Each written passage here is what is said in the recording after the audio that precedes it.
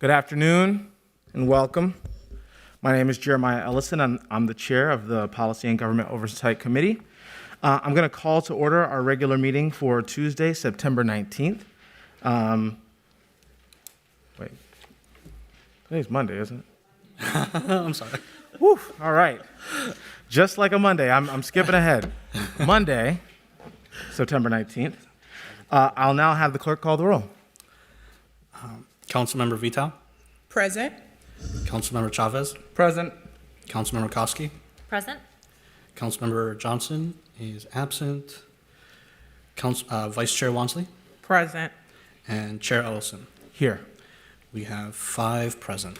Let the record reflect we have a quorum, and Councilmember Johnson is not able to make the committee meeting today, and he let the committee know. So,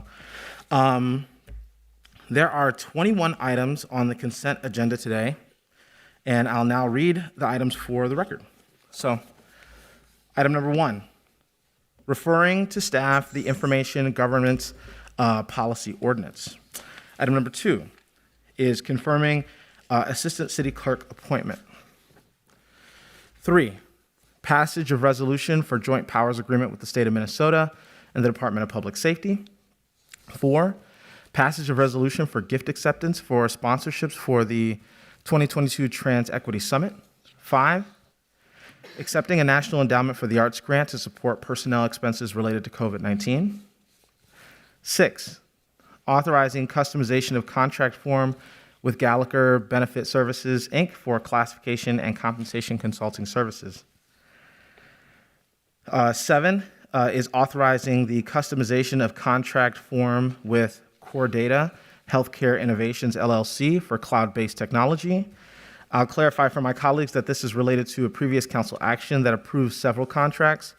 While the subject line on today's agenda lists all of those due to being related, the action today is changing the contract form for Core Data.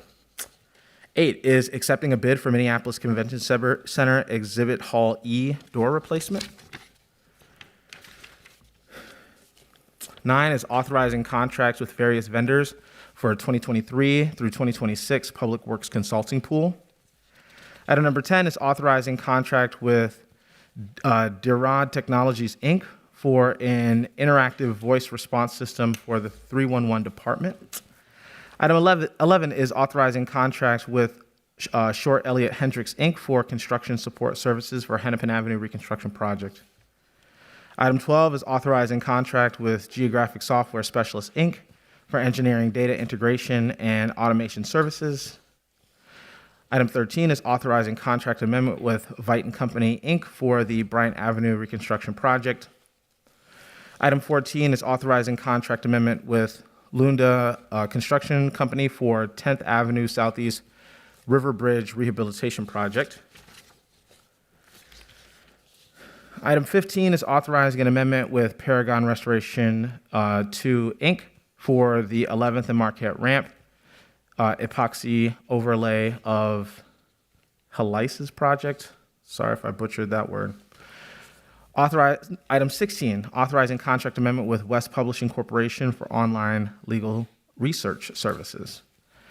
Item 17 is authorizing contract amendment with Smart Data Solutions, Inc., or SDS, for scanning, record labeling, and data transfer services. Item 18 is authorizing lease amendment with Hennepin Healthcare Systems for access at Fire Station number 22. Item 19 is authorizing lease agreements for Clear Channel billboards. Item 20 is authorizing requests for proposals for Hiawatha Maintenance Facility demolition. And item 21 is authorizing contract amendment with RSP Architects Limited for design work for the Public Works Hiawatha campus expansion project. Is there any discussion on the consent agenda? And I see we have Councilmember Chavez. Chair Ellison, I would like to pull number 20 out for discussion and a separate vote. All right, we are gonna bring item 20 into discussion. Any other items related to the consent agenda? Vice Chair Wansley.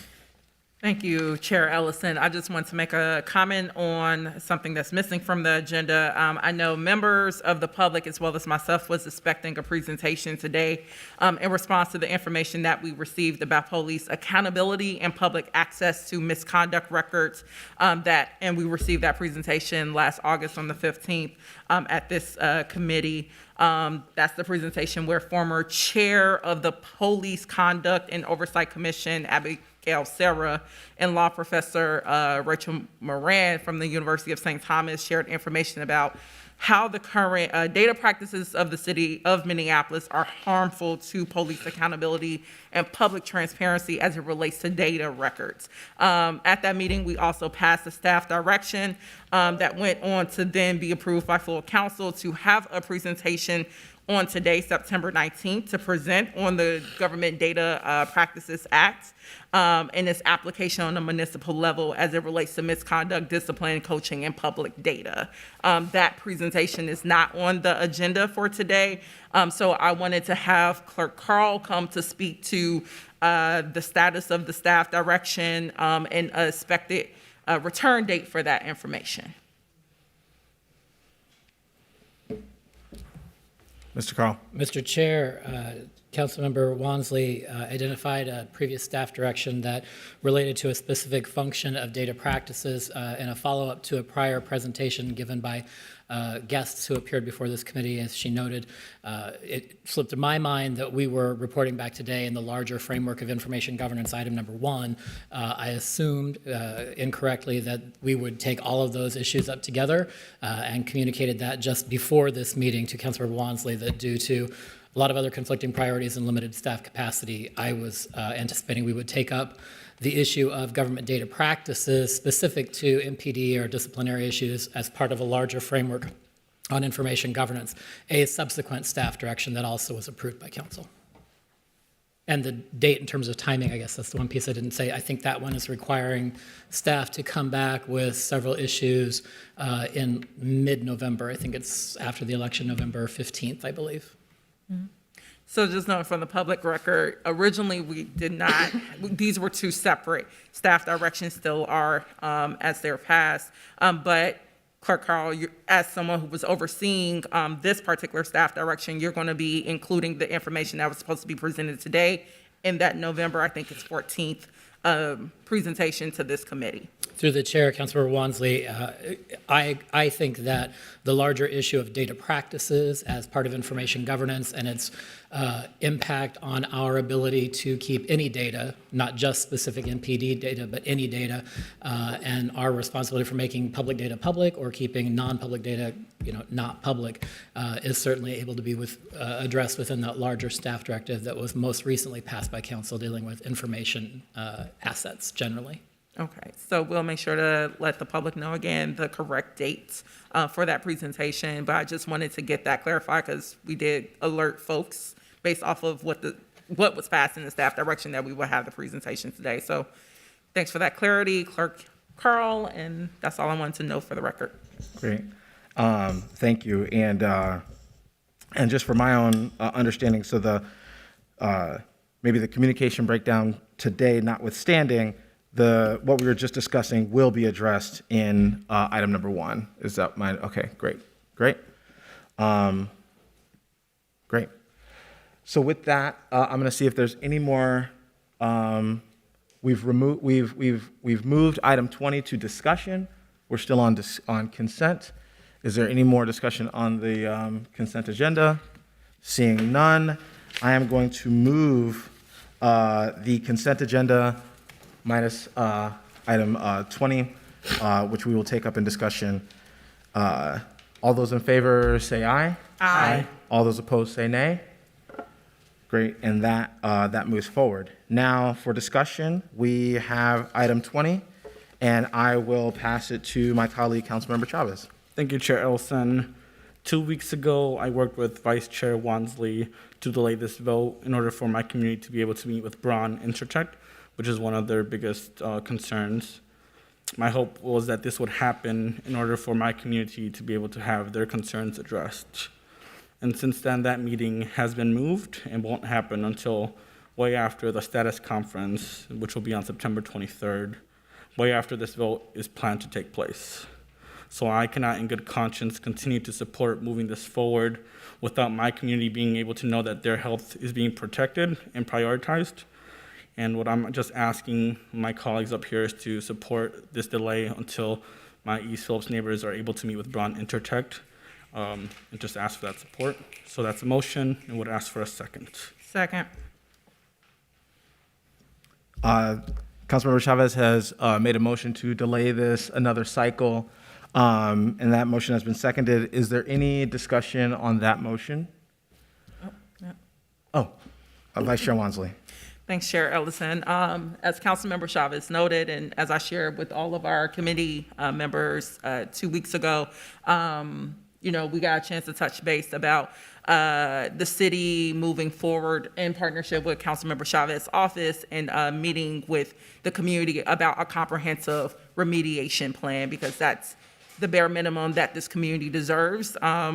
People surrounding this facility wants to know, the impacts of this demolition on them, especially considering there's already been just extensively documentation on the concentrated environmental racism that has taken place within this area.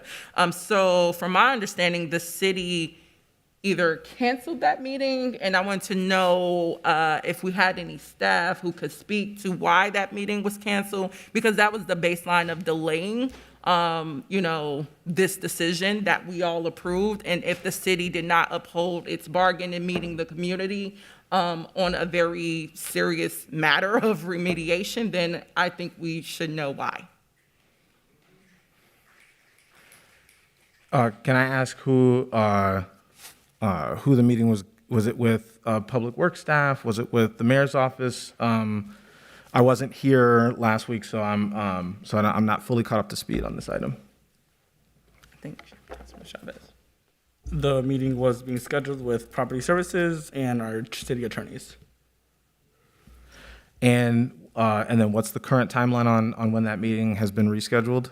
It is not rescheduled to this date. It just was told it won't happen until after the status conference, which won't happen until the 23rd. Okay. Way after this vote, yeah. And if we had the city attorneys, we have City Attorney Eric Nielsen here, can you provide any context on to why that decision was made? Chair Ellison, Councilmember Wansley, I don't know. I just know it was a scheduling issue with regard to when the status conference with the court was scheduled, which is the 23rd, but I don't know. So, well, thank you for sharing that. Again, if it's going to be after the 23rd, I absolutely support the decision to delay. That was the basis of giving time for the community to meet with city leaders to talk about remediation plan. That has not happened, so we should uphold, again, the delay vote until that can happen. Councilmember Vita. Thank you, Chair Ellison. I guess I'm a little confused about this process because this is a RFP, right? I don't know if staff can speak to this, but I've been through RFP processes for 25 years, and all this does is allow for us to have someone give proposals. There's not going to be any kind of demolition or anything happening. This can take years for an actual demolition. So I just need to know if there's a staff here that can speak to where we are in this process now, because I feel like there is time for a community to have a meeting with whatever staff or whomever they want to meet with if we're still in the process of issuing an RFP. We're just issuing the RFP at this point. So if there's some staff who can speak to where we are in the process, the timeline for the issuance of the RFP, that'd be great. Thank you. And it looks like we have staff stepping forward. Hello, Chair Ellison, Councilmember Vita. I'm Barbara O'Brien, Director of Property Services, and you are correct, Councilmember. This is strictly a request to go out with an RFP. The RFP is asking for a response for contractors who could do demolition work to provide us with details and their proposal to do so. Does not mean that we would have a contract. It does not mean that we would start demolition. It's just the process of soliciting a contractor response. And so when someone is selected, whenever that is in the process, does that come back before the council? Yes, ma'am, absolutely it does. Okay, thank you. That's it for me. Okay. Thank you, Councilmember Vital. We have Vice Chair Wansley.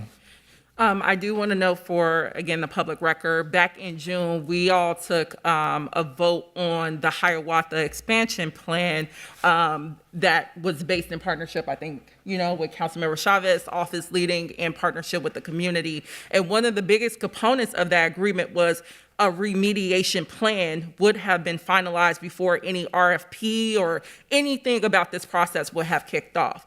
That is what we voted on. We said, this is what we feel comfortable with.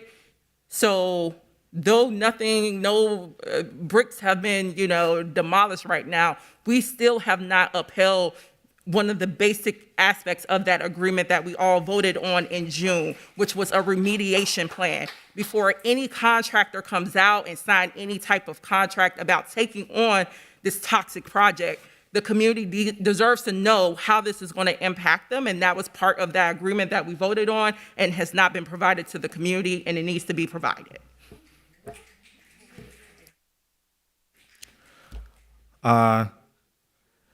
Thank you. That's really helpful. I do think it's helpful to know that any actual demolition would come back before the council.